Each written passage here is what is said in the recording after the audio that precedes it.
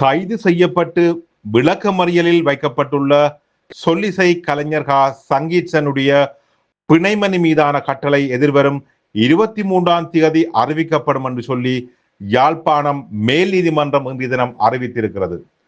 யாழ்ப்பாணம் மேல் நீதிமன்றத்தில் குறித்த பிணைமனு என்று எடுத்துக்கொள்ளப்பட்ட போதே இந்த அறிவித்தல் பிறப்பிக்கப்பட்டதாக சங்கீத்சன் சார்பாக இன்றைய தினம் முன்னிலையாகிய சட்டத்திரணி கேசவன் சயந்தன் தெரிவித்திருக்கிறார்.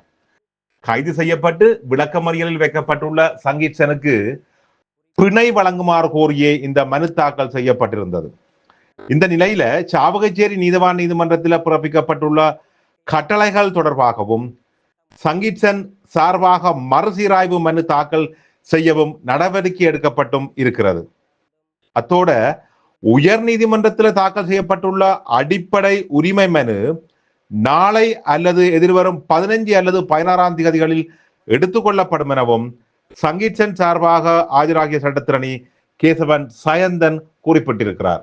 சொல்லிசை கலைஞர் சங்கீத்சன் கைது செய்து விளக்கமறியலில் வைக்கப்பட்டிருப்பது தொடர்பாக நாங்கள் யாழ்ப்பாணம் மேல் நீதிமன்றத்தில் கூப்பிட்ட பிணை விண்ணப்பம் ஆதரிப்பதற்காக கூப்பிடப்பட்டிருந்தது.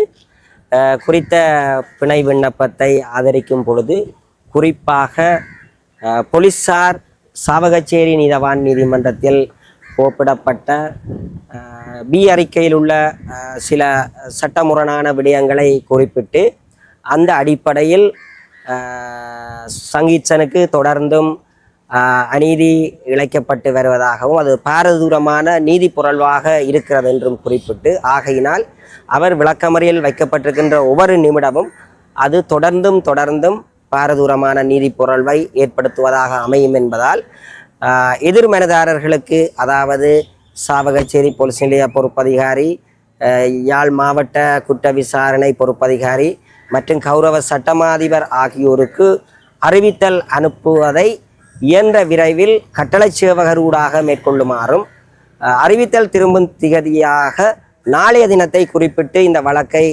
நியமிக்குமாறும் நான் கௌரவ மன்றுக்கு விண்ணப்பம் செய்திருந்தேன்.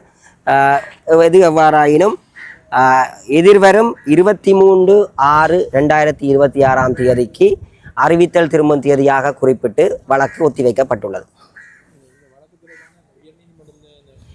உயர் நீதிமன்றத்தில் நாங்கள் இந்த கைதும் தடுத்து வைப்பும் தொடர்பாக அடிப்படை உரிமை மீறல் வழக்கு ஒன்று தாக்கல் செய்திருக்கின்றோம்.